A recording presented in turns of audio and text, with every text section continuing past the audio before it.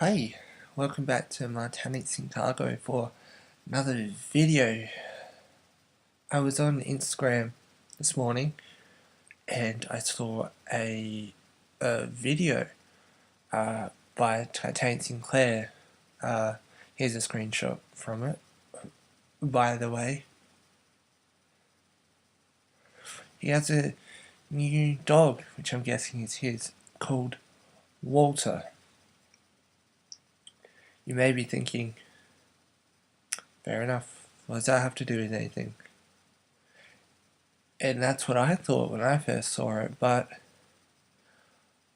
it raised an interesting question. So, Mars had a dog called Winston. Poppy has a dog called Wiggy. And now Titanic has a dog called Walter. The connection is they all start with W, and 3 W's is www, which stands for World Wide Web and is the start of a URL, which is interesting considering they're all about the internet. Like Titanic is all about how the internet works and stuff, and Poppy's all about technology and computer show with Marsii and Titanic and whatnot, which is interesting.